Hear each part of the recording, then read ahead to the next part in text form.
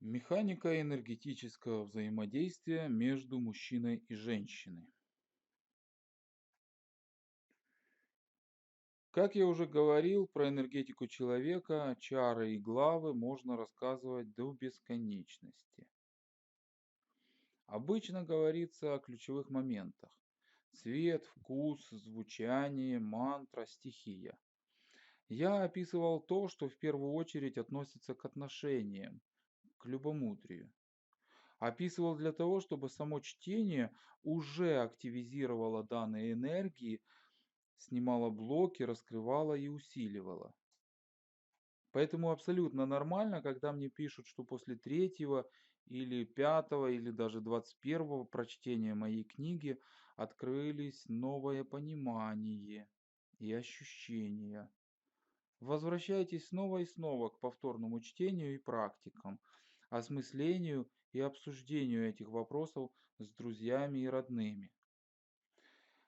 А сейчас мы будем осмысливать механизм энергетического взаимодействия между чарами мужчины и женщины.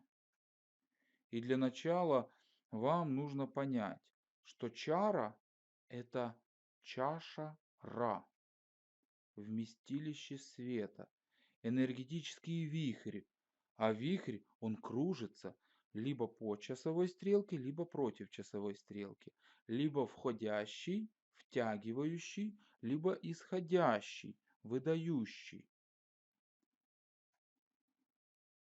Каждая чара человека кружится либо по часовой стрелке, либо против часовой стрелки. Либо втягивает, вдыхает энергию в тело человека, либо выпускает, выдыхает энергию из тела человека.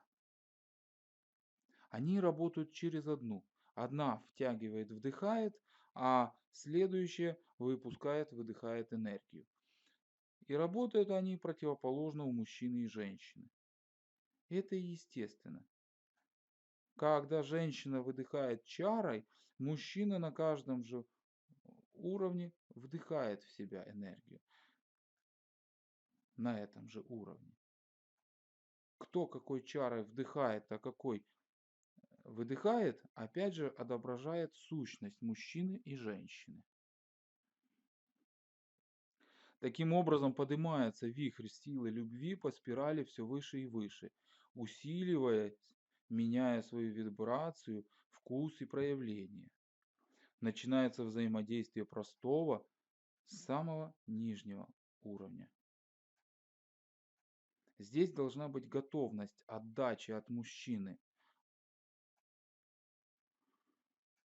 Он хочет женщину защитить, удостовериться, что у нее все хорошо, что она в безопасности, комфорте, уюте, она в порядке. Это выдох мужчины из чары исток, уровень копчика. Прежде чем что-то получить, готовность отдать. Он уже благодарен женщине, что она есть, и готов ее защищать и оберегать. Когда такой мужчина с сильным духом приближается к женщине, она сразу начинает расслабляться, успокаиваться, и она уже благодарна ему, что он есть. Его сила, которая пришла из истока, наполнила ее и поднялась выше, в зарод, к уровню матки. Она выдыхает из чары зарод и наполняет мужчину. Само ощущение благодарности уже начинает наполнять его чару зарод женской благодарностью, женской силой из матки, из лона, ее силой наслаждения, расслабления, отдыха. Он расслабляется, чувствует прелесть жизни в наслаждении, начинает отдыхать и чувствует благодарность. Ее сила зарода наполняет его и поднимается вверх. Он начинает выдыхать чарой живот. Проявляя благодарность за наполнение его зарода, мужчина начинает проявлять энергию чары за живот. А это его сила управления окружающими, его материальными возможностями, социальные процессы. Это его материальные потоки, деньги, власть. Поэтому ему приятно дарить подарки, одаривать, обеспечивать, решать какие-то вопросы, договариваться, улаживать социальные задачи женщины. Он это делает с благодарностью, ощущая себя мужчиной. Таким образом, вкладывание в женщину, с которой отношения, даже если эти отношения еще не дошли до интимной близости, 30% своего дохода является для мужчины не просто разумным шагом, а приятным, дарующим наслаждением и запускающего новый виток его успеха. Ведь женщина, наполняя его своей энергией, усиливает его возможности. Женщина, принимая от мужчины проявление его энергии благодарности, силы чары живот, начинает чувствовать к нему пробуждающую силу чары ярло. Подарки и ухаживание пробуждают в ней нежность, умиление и любовь. Она наполняет его ярло, его сердце, своим светом любви. Мужчина принимает свет любви, если у него открытое сердце, ощущает, как у него открывается новое восприятие мира в любви и ощущает благодарность к женщине за новые горизонты. Ее сила наполняет его ярло и поднимается выше. Он выдыхает свою благодарность через чару устья, через горло, устанавливая женщину в социальных координатах. Она начинает ощущать четкость своего положения в обществе. Кто она, какая ее социальная роль, миссия. И за это очень благодарна мужчине. Ведь без этого социального установления она ощущает себя как корабль без капитана, без рулевого. Неуправляемый корабль, который волны и ветер бросают то туда, то сюда по своему усмотрению. Ее сила поднимается выше, активизируя чару ока. Это осознание скрытой женской силы, магической силы женщины, считывание людей и пространства. Она теперь не только ощущает, считывает за доли секунды маткой все вокруг происходящее, а и осознает это на уровне разума. Ее благодарность не знает границ. Она выдыхает через чару ока силу женской мудрости в мужчину. Он, вдыхая эту силу, наполняется мудростью. Это переход на новый уровень. Он благодарен своей женщине и своим духом, окутывает ее, обнимает, защищает и показывает, ведет к небесным силам, дает почувствовать вектор духовного развития. Она через него прикасается к божественному, начинает слышать Бога, чувствовать Бога. Это и есть настоящая вера, ведание Ра, вера, ведание Ра, знание Бога. Она получает от мужчины веру. И вера это не то, что понимают под верой сегодня, не слепое верование и фанатичное служение, а ощущение божественного во всем происходящем вокруг. Чувствование небесных сил, связь с Высшим. Вот что такое отношения. И это только начало. Ведь как раз после такого круга взаимодействия и есть нормальным сблизиться настолько, чтобы начать дарить друг другу интимное наслаждение. Это выводит отношения на новый виток развития, и таких витков может быть бесконечность. Мужская забота, мужской дух, готовность и желание защитить, которое чувствует мужчина через уважение к женщине, которую встретил, возвращается к нему женской нежной благодарности, спокойной расслабленности и наслаждению жизни в безопасности. За эту волну наслаждения, исходящую от женщины, мужчина готов благодарить решением хозяйственных материальных проблем. В ответ на эту помощь в решении проблем женщина ощущает в сердце своем умиление и наполняет сердце мужчины любовью. А он в ответ на это силой своей помогает раскрыть женщине все свои таланты, помогает ей реализоваться в социуме, за что она наполняет его сознание мудростью, которая возвращается к ней от мужчины чувствованием божественных сил, связью с Высшим. Из понимания этого механизма и исходят все варианты ухаживания, встречаний и свиданий. Мужчина делает все, что может дать почувствовать женщине защищенность, уют, безопасность, дарит, преподносит, дает все, чтобы порадовать женщину, возбудить в ней чувство искренней благодарности, которое его окрыляет, наполняет, усиливает, вдохновляет. И чем больше он делает для женщины, тем больше он ощущает этой женской силы, которая его наполняет, и тем больше он соединяется с ней, привязывается к ней, резонирует с ней.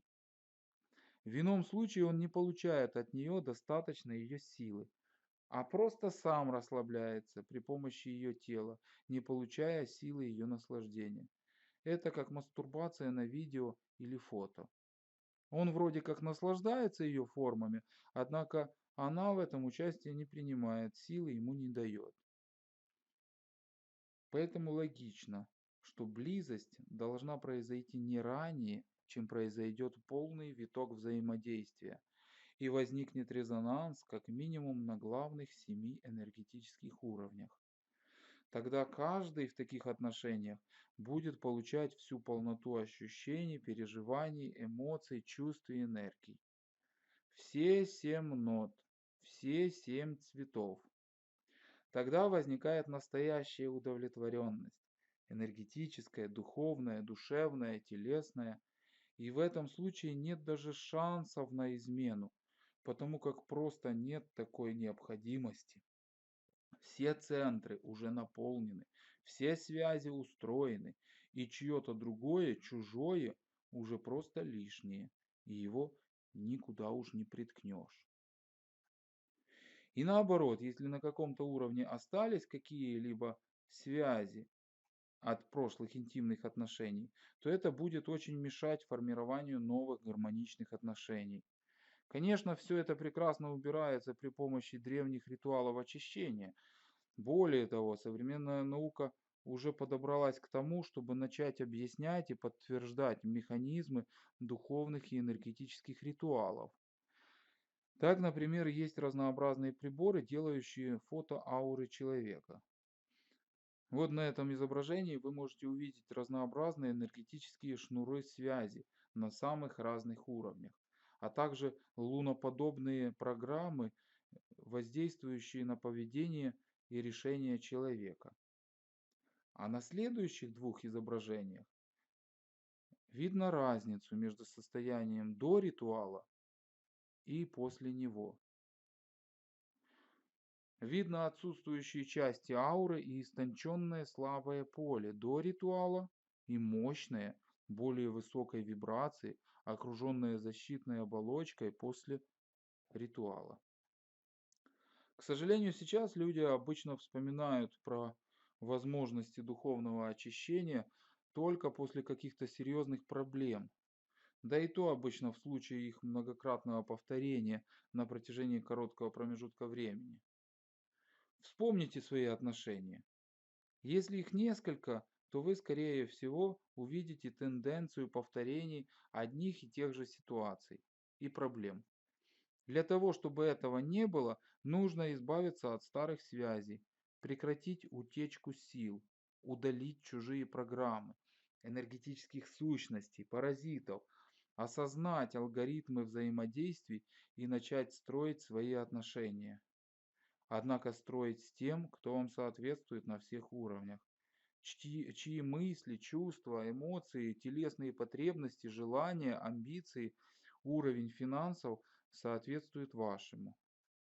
Все другое называется мезальянс или неравный брак. Никогда баллонка не будет счастливой и не даст благодатного потомства с догом, например, а бультерьер с таксой. Каждому нужно найти соответствующую ему пару. Поэтому все эти мечты выйти замуж за миллионера – чушь полная. Потому как, чтобы выйти замуж за принца, нужно быть принцессой. А дальше общий путь. И принцесса делает из принца короля, а принц делает из принцессы королеву. Женщину, по большому счету, делает женщиной мужчина. Иначе она так и останется девочкой. И не только в физиологическом плане. А мужчину делает мужчиной женщина.